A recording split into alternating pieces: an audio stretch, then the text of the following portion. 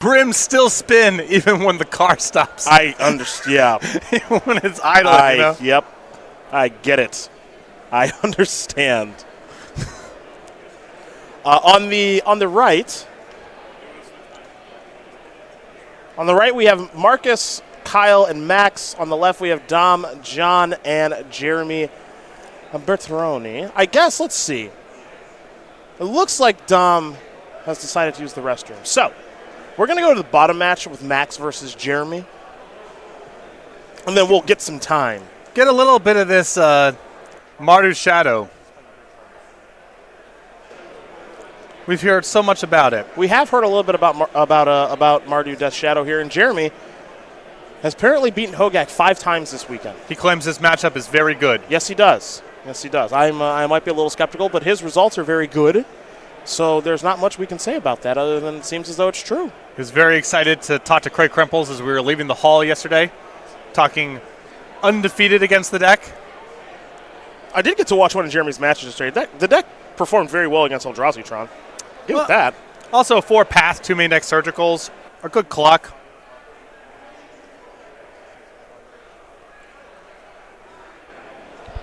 Max McVety, of course, a former Invitational champion. Jeremy with a couple SCD Tour top 8s on the resume. Friend of Colin's, Mullen. And I do remember that Jeremy made the top 8 the same tournament that Colin won in Cincinnati when Colin's destroyed the humans. Yes. The humans. A breeding pool into a Glistener Elf via Windswept Teeth is why Max is at 17. Jeremy's going to go to even lower life total as he falls down to 15 via a Thoughtseize. Was that hand lethal? It's very close to it. It's pretty close to lethal. There's a couple copies of Mutagenic Growth. There's a Dryad Arbor, a Vines of the Vastwood. He's all in on basically one infect threat is Max. And Jeremy's going to write down the contents of this hand. And he'll select a card here momentarily. Bridgevine Mirrors on the top, Human's Mirror in the middle, Mardu Death Shadow against Infect on the bottom to get round number 10 here from Pittsburgh underway. We're going to head back over to Max now, who lost a copy of Vines of the Vastwood. This is a Noble Hierarch.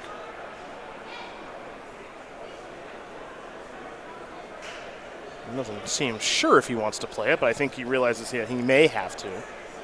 In fact, very powerful on its own terms, and also another effort by players to exploit some of the perceived vulnerabilities of Bridgevine. Deck doesn't block all that well. Well, Max is going to fire in here with an attack from Glistener Elf. Exalted Trigger is going to make it 2 Infect. 2 Mutagenic Growth is going to make it 6 Infect. He's doing this while Jeremy's shields are down. He'll play a Dryad Arbor post-combat and pass the turn back, knowing that his creature may die to something like a Fatal Push in the future.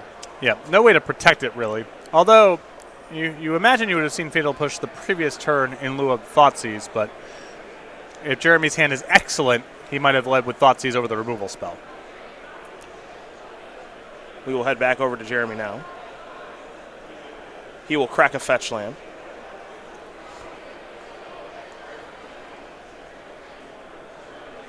Again, a deck that he is a very big fan of. Some other players playing this deck this week and not having the success that Jeremy has been having, but you can understand why this deck would be fairly good.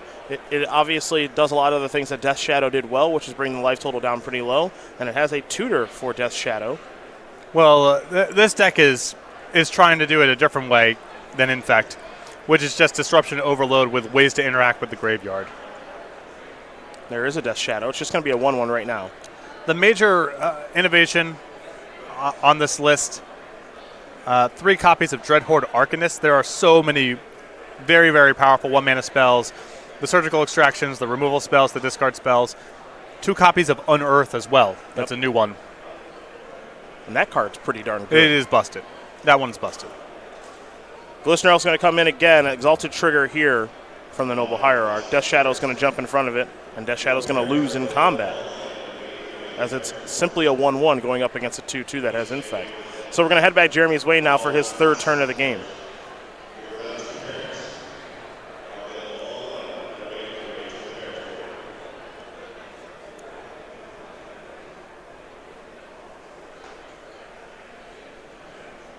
Three mana here.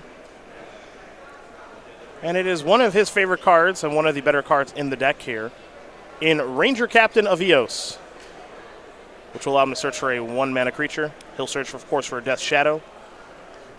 This is kind of what you were hoping for out of Modern Horizons, is taking an archetype that's pretty established in Death Shadow and updating it with a variety of new cards and synergies. Ranger Captain of Eos is a big add here, as is Unearth. Also 4 copies of Silent Clearing. Yeah, which is a really nice addition. Right. Does everything you want this deck to do. Provides 2 colors of mana, makes you lose life, lets you draw a card later in the game. Yeah, this deck, it doesn't have the blue tools to manage flooding out, so those lands, I think, are a big addition. It's another Noble Hierarch. And now Glistener Elf's going to be a 3/3 in combat. We'll see a small trade there. And now another Glistener Elf and a passing of the turn. So, back to Jeremy we go. He's doing a nice job of staying alive. He's got 6 Infect right now. Looks like Max's draw steps have not coughed up anything too relevant at this stage of things.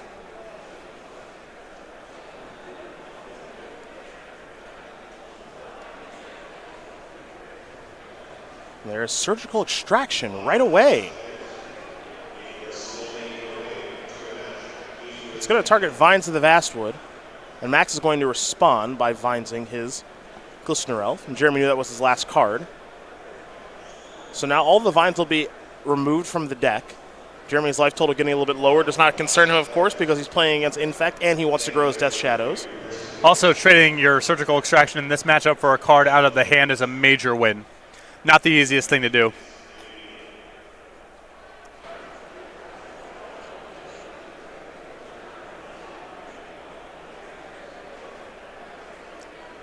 And now here's Nile Spellbomb. That'll take care of the graveyards, and Jeremy will draw a card. Looks like Jeremy has found a Path to Exile 2. Can't cast that on this turn, of course, because the Glistener Elf has been targeted by Vines, but can certainly do it on Max's turn. Might want to do it in his upkeep. There's a Marsh Flats. I'm going to pass the turn. Looks like he's considering waiting with that path. Well, the Glistener Elf can't beat the board. And if McVety draws something big like, let's say, Become Immense, you might be able to trade the path for the Infect creature plus the Pump Spell. So no reason to rush. I think that would be the best of both worlds.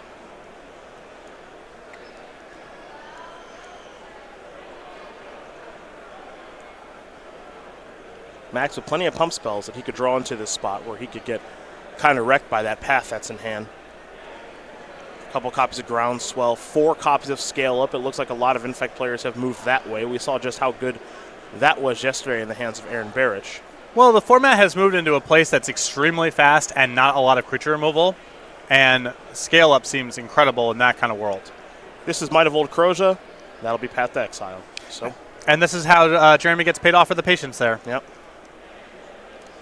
Max will get to dig up a basic, and it will, of course, enter the battlefield tapped. It'll be that basic forest, but that's all that he's got going on right now. Now, keep in mind that Jeremy still has to be mindful about going on the offense here because of the Dryad Arbor and the Exalted Threads with him at 8. Mm-hmm. He can still die to a pump spell off the top if he doesn't have anything going on. He might have to sit here and wait.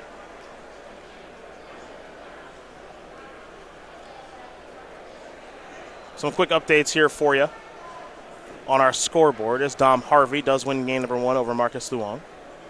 So the Bridgevine mirror goes to the player on the left. However, the Humans mirror goes to Kyle Boggemes, the player on the right, up a game over young Jonathan Hobbs.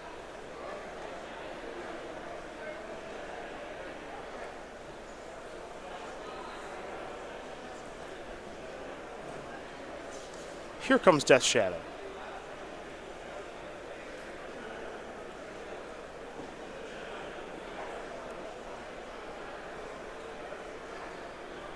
Going to hit for 5 there. So Max is going to fall down to 12. Looks like players are just making sure life totals are correct.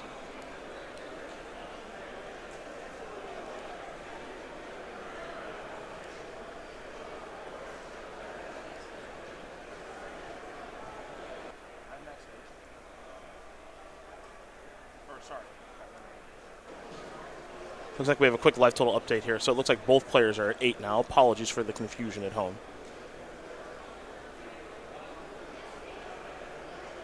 Dryad Arbor is going to come in here with some exalted damage. Now you're kind of walking the tightrope of making Death Shadow angrier. Yep. Although Jeremy probably without, it doesn't appear that there are any copies of Team Battle Rage in the list. So McVety does have the option of trying to, chump block, hit back, chump block, hit back. Any pump spell he draws wraps the game up. Mm-hmm. And it looks like Jeremy's in a holding pattern here, not liking the way the race is shaping right now. Be a good time to draw one of those copies of Distortion Strike. That's just a Pendelhaven. And now Max will pass the turn back, knowing that he can't get any work done. So it looks like both players are in a bit of a holding pattern. It looks like Jeremy's going to sacrifice a fetch land. Go a little bit lower. Curious to see what the plan is now.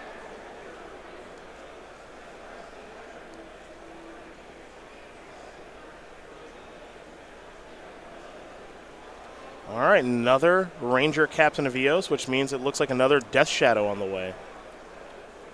Well, actually, this time it's going to be Giver of Runes. Okay. Try to set up the one-hit kill here. Give protection from green and just come across for lethal. Boink you that way. Okay. So he gets, again, best of both worlds here, where he gets to block this turn. It's pretty safe. Very hard to die from this spot. I suppose, actually, Distortion Strike is just lethal. Well, you can sacrifice. We'll take a look at Ranger Captain of Eos really quick, because he might just be able to sacrifice the Ranger, right? Your opponent can't cast non-creature spells. So I think he sets up the turn of in your upkeep, sacrifice Ranger Captain of Eos, untap, give my creature pro green, kill you. And if you drew Blighted Agent, you get to play another turn. And you're just chump blocking. Yeah. So Ranger Captain of Eos' sacrifice ability playing a huge role in this particular game now.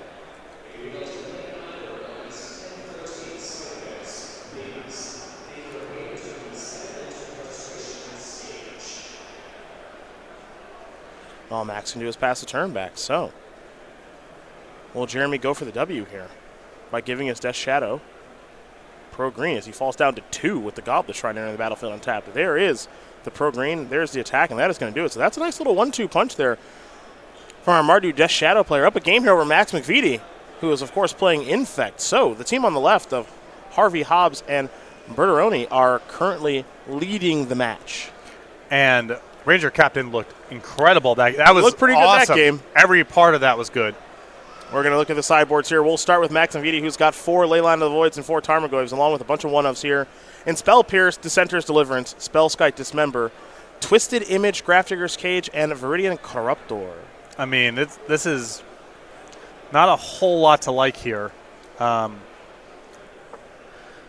guess the one copy of Spellskite isn't the worst. I don't think this is a matchup for Tarmogoyf. I think that's probably more for sort of some of the red matchups. Spell Pierce doesn't seem great when Jeremy's mostly tapping out to the extent that he's tapping out, it's mostly for creatures and not spells. I mean, the one Dismember seems okay, but yeah, this is slim pickings. On the other side of things here for Jeremy, he's got 4 Lingering Souls, 4 Yixlid Jailer, 3 Plague Engineer, Celestial Purge, a Grim Lavamancer, Shenanigans, and a Gideon Ally of Zendikar. Yeah, it's not getting any easier here for McVety post board. Lingering Souls, Plague Engineer, and the 1 Grim Lavamancer are all major upgrades here. All of these are problematic cards for McVety, to say nothing of all the removal and discard that Jeremy already has in the main deck. Well, that gives you an idea what both players are working with here. Early this morning, we do want to transition into the StarCityGames.com weekly sale now. Let you know that you can get some cards on the cheap over at Star City Games every single day, but new sales starting every single Monday. You can get a little cheap Water Market. Do you know what Water Market does? No, I don't. I imagine it is one of the unsets, or let me take a look here. It actually is from Unstable. I didn't know this. Snow-Covered Island, Settle the Wreckage, Riz the Redeemer, we all know. Water Market taps for double colorless to your mana pool. Spend this mana only to cast spells with watermarks. Okay. That's fun. If you're into such things, go to StarCityGames.com/sale for more information. Just bookmark that page because the sale updates every single Monday at 11 a.m. East Coast time. What are the cards that with watermarks besides the Ravnica cards? Because this card's not great at cranking out gold spells. That's not. Help me out. What am I supposed to do? I'm not the king of watermarks. I don't have all of that information. I'm sorry. I wish I could be a bit more helpful. Okay. As usual, if we have time to jump around other matches, we will be doing so, as these players are starting to work on their second games. Looks like both Jeremy and Max have sideboarded in a way that they're happy with, so they'll shuffle up, get ready to roll. We'll have a metagame breakdown coming for you later today. Don't forget about that. A lot of Hogak in the building. A lot of Is It Phoenix in the building, as we typed it up deck list earlier this morning. I did a couple Is It Phoenix deck lists myself. Did a couple bridge vines myself. Yep. There's a lot of that stuff. Not a ton of Mardu Death Shadow in day number 2 of competition, but it certainly looks pretty good there in the hands of Jeremy Bertarioni.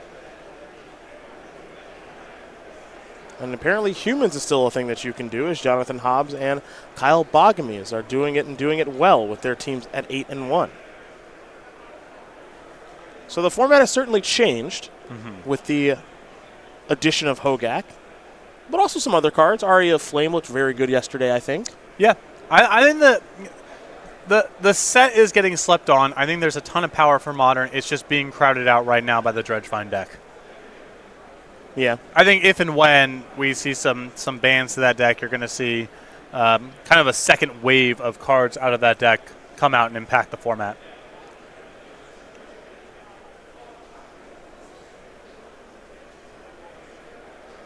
Maximum on the play here in what looks to be a pretty difficult matchup, playing against a deck that does have discard and cheap removal, and also a pretty quick clock in Death Shadow. So this is not the ideal pairing. Doesn't mean he can't win, but it is a tough spot for him to be in.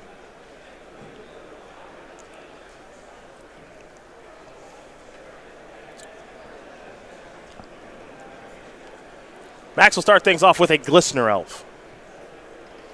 Yeah, very impressive that Jeremy was able to fend off a hand that fast there in game number 1 without having an early removal spell for an infect creature. Yeah. Not easy to do. Waterlogged Grove is the land that Max is using to play that Glistener Elf. A new one, of course, from Modern Horizons, as they brought in the enemy-colored Horizon lands into the format to join Horizon Canopy. This, a land we're all very used to seeing in Godless Shrine from Jeremy. We'll see what he's going to kick things off with here.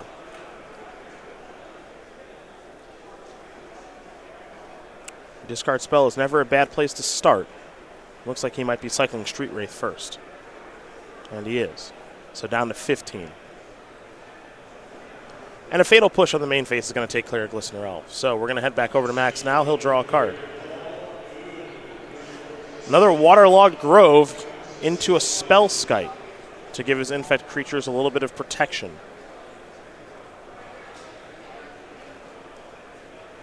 Mishra's Bauble will allow Jeremy to take a look at the top card of his deck.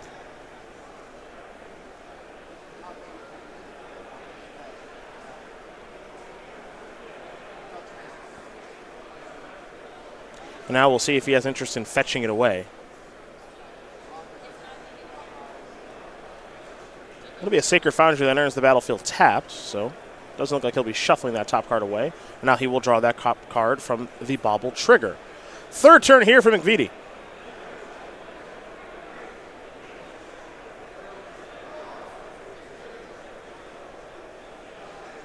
We'll see how the former Invitational champion, that's a clue token here on the SCG Tour, wants to move forward. Of course, defeating our colleague Craig Krempels in the finals a handful of years ago. Is now this. Had to get that one in. Yeah. Well, had to let him know about it. Here is a Noble Hierarch. Oh, Spellskite. Feeling it.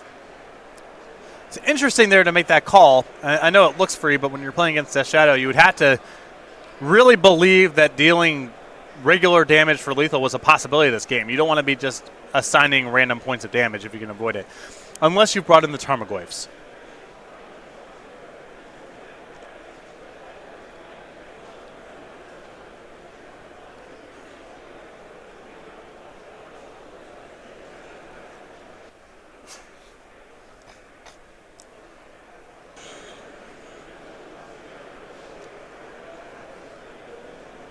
This is a Ranger Captain of Eos. Looks so good in game number 1. Unsurprisingly going to look good here in game number 2. Time to go get a Death Shadow. You know, this isn't like Goblin Matron searching up a Goblin. No. This is a 3/3 with relevant text searching up a Death Shadow. And he's got a little bit of a toolbox in this deck as well. He's got the 1 copy of Giver Runes in the main and the 1 copy of Grim Lavamancer in the sideboard. Yep. So you can get a little funky with your deck building. Don't want to go too crazy, but a lot of what Jeremy is up to here with his Mardu Death Shadow deck and the inclusion of Ranger Captain of Eos. Makes a lot of sense.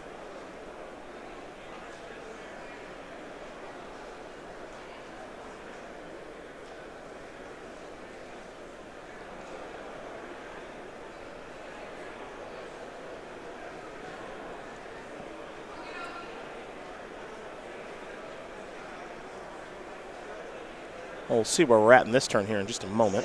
Looks like something has been paused.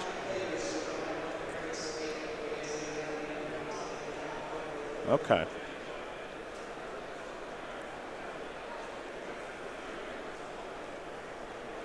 Looks like Max is going to crack his Windswept Heath.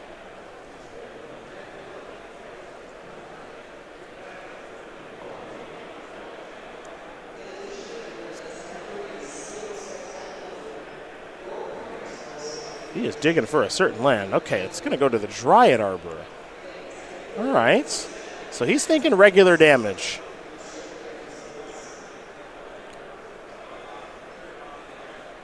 He'll dismember the Ranger Captain. Okay, so we could actually... 9 points is not that hard to put together. He's got 2 on the table with Exalted plus Dryad Arbor. Yep. And of course his creature is protected from some sort of random free spell because of the spell skite. So is Max able to get the kill right now? He'll have to deal 11. Well, he could potentially break it up over multiple turns if he has a Distortion Strike.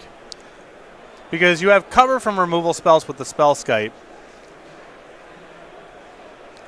And if you have a Distortion Strike, you don't care about blockers. So he doesn't necessarily have to have it all rolled up right now. And he does have a copy of Distortion Strike in hand. He's also got a backup copy of Spellskite, which is not ideal.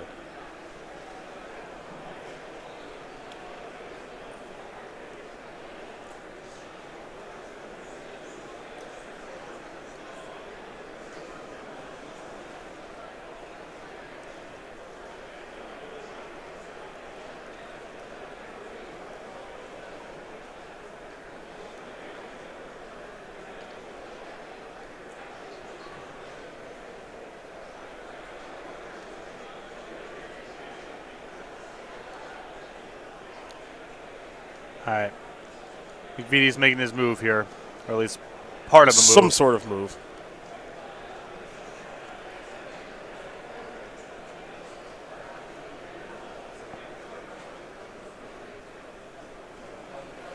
All right, so another Spellskite. Not the most explosive of turns. Well, he's really well set up for next turn. If he's got any sort of pump effect, should be good for lethal because blocking is not going to be effective. And neither is casting most removal spells. He's also got a redraws here with the Waterlog Grove. So even though he doesn't have it now, he's got multiple looks at it next turn. Yep.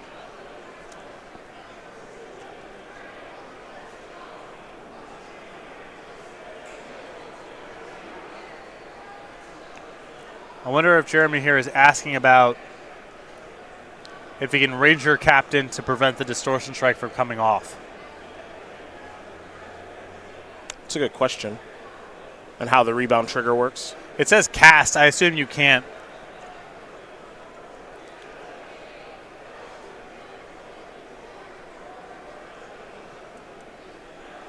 Unearth. Wow. Wow. Yeah, that's a good deal for 1 mana.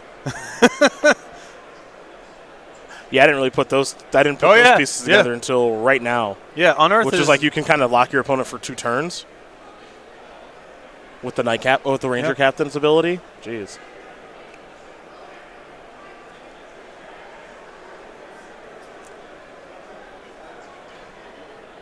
Yeah, Jeremy's main deck needs to be a little bit more committed to playing a longer game because, or having more anti-graveyard cards because he's committed to playing a longer game. But you can see there's some really powerful card advantage engines and synergies lined up in all of this. Oh, Dreadhorde Arcanist. Okay. I kind of like what's going on with this deck. You can kind of see why he's been able to pick up a lot of wins. Okay. So now, Ranger Captain gets sacrificed in the upkeep. Distortion Strike's not going to do anything, it appears. And it looks like they're going to call a judge to make sure. Yeah, I mean, Ranger Captain says your opponents can't cast non-creature spells this turn, and Distortion Strike says cast on the rebound. So, I mean, I guess there's the question of does it hold over for next turn, or is it just gone forever? Yeah, it's a timing thing, and if there's a holdover and all that other stuff, so.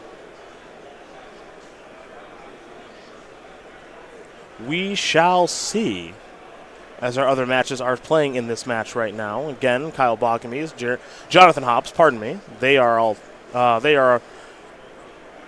working on game 2 as Boggemes is up a game, and then Dominic Harvey is up a game right now over Marcus Luong in the Bridgevine mirror.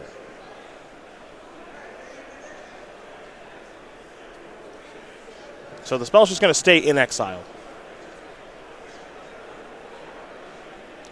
Time to sacrifice that Simic Horizon land. Looking for some pump spells is Max, but all he found was a couple of lands, a basic forest and now a Windswept Heath in the hand. Because it really starts falling apart next turn.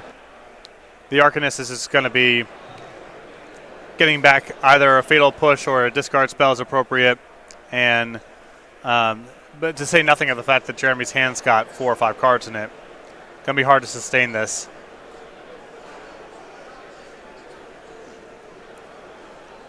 Back over to Jeremy now. Looks like he drew another copy of Dreadhorde Arcanist.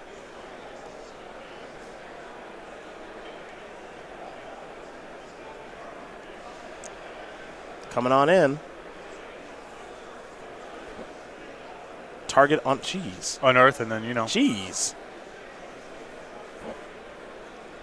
Yeah. I am into this. Yep.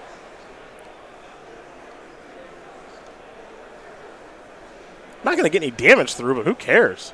Dreadhorde Arcanist and Unearth played well together on a number of fronts. They really do.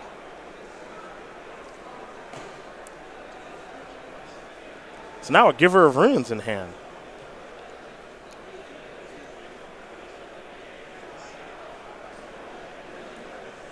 There's Death Shadow. Another Death Shadow. Well. Okay, now there's Giver of Runes. Okay, just want to make sure he tapped all his mana, right, which he did. Black, black, white. Good to go. Sacrifice that again. Yeah, wants to make sure that he doesn't get punked out by Distortion Strike. Mm-hmm. The battlefield's so locked up if he can block.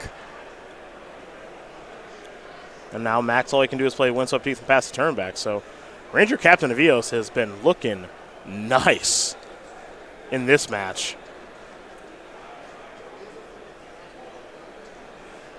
Tutoring up relevant threats, coming back with Unearth, and stopping Max from maybe stealing a game. There's an Arid Mesa. Going to sacrifice that Arid Mesa, will Jeremy. See how low he wants to go. It's going to fall down to 5 as he searches up a Blood Crypt that enters the battlefield untapped.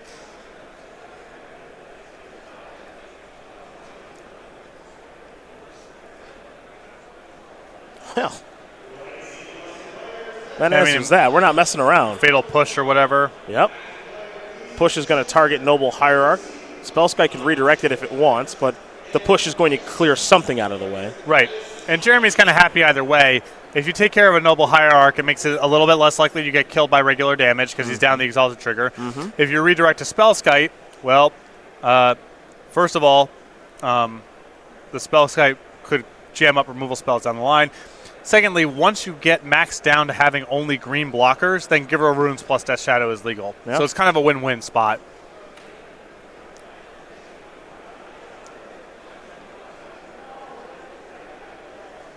That's some nice sequencing and play here from Jeremy this game. Catching back up and starting to take over. Here come a couple of blocks. Max is a little bit stuck here, having to throw away a couple of creatures, and then here comes, wow, another Ranger Captain. Which will allow him to search up another Death Shadow, and you have to imagine this Ranger Captain's going to sacrifice on the upkeep again. Right, again, battlefield locked up. Yeah. You can only lose the spells, so keep them off spells.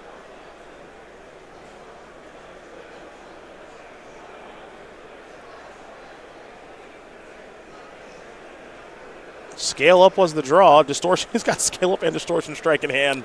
Oh, my goodness. Yeah, he's got the whole. Oh, my gosh. He's got the whole thing. And now it's the Abyss plus lethal. Yeah, it's trivial. Wow. Wow. I mean, these Death Shadows are 8/8s. Right, yeah. Yeah. It's all lethal. He's just dead. Say nothing of the Arcanist. Drew a path, it's going to get the whole thing here. Can play a path now, and Arcanist can recast the path, too, if he wants to do that. Here's a Faithless Looting. Just to make sure that he's good to go. This is the first time we've seen Faithless Looting in this matchup. Jeremy's only playing 2 for what it's worth. This isn't a Faithless Looting deck per se. Here is Path to Exile. He's going to target Noble Hierarch, and that's going to do it. Jeremy Bertarioni is going to win game number 1 and 2 here over Max McVety. Mardu Death Shadow is going to take care of Infect, and Mardu Death Shadow looked pretty darn good in those games. And like I said at the beginning, that's sort of the dream for Modern Horizons right there. It's power in a deck that's looking to play a bunch of turns. It's a skeleton of a deck that's existed before, but it's radically different because of just 2 or 3 cards that synergize in different ways.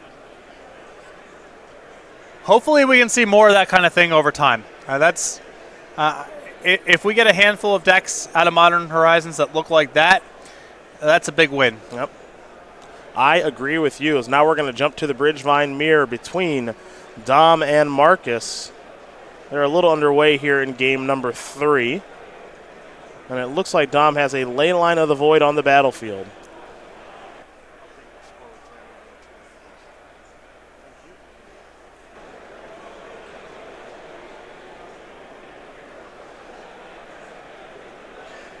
For Marcus, it looks like he just has a Insolent Neonate and a Blood Crypt. Blood Crypt was found via Bloodstained Mire.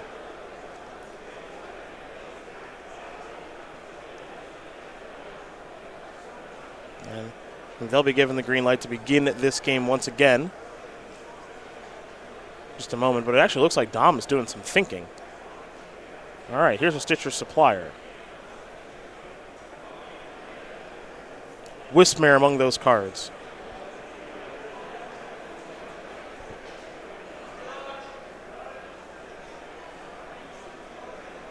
So we head back over to Marcus.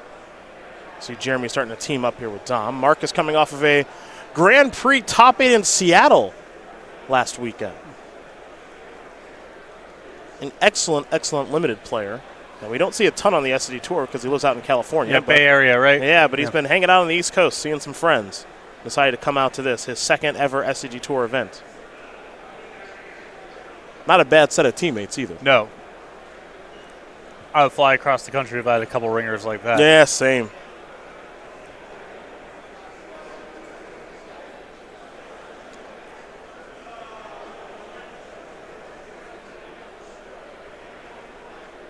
Carrion Feeder, Gravecrawler, past the turn.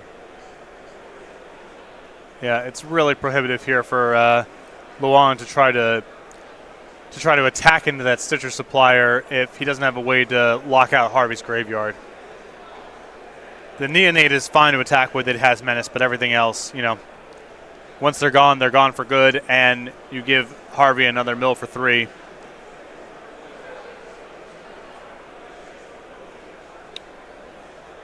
So we're going to go back over to Dom in an advantageous position with the Leyline on the battlefield. Doesn't have a great battlefield of creatures just yet, but he'll search up a basic swamp with the fetch land.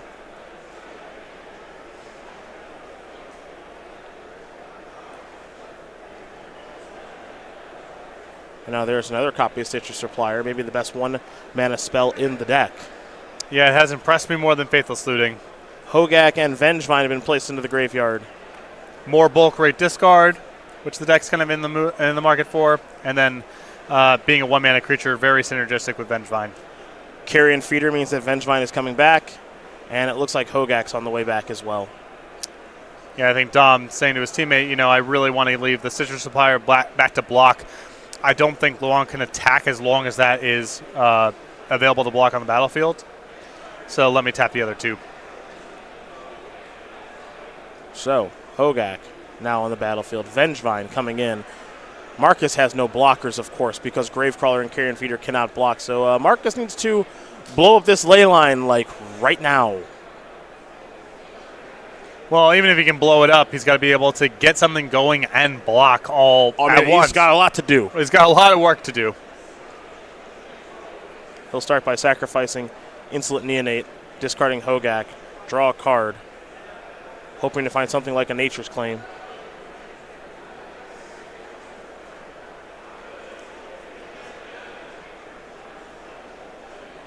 Another Neonate, and he's just going to concede the game because he knows he is beat. Cannot defeat the ley line, plus the pressure there from Dom Harvey. So the team of Dominic Harvey, Jonathan Hobbs, and Jeremy Bertarioni are going to win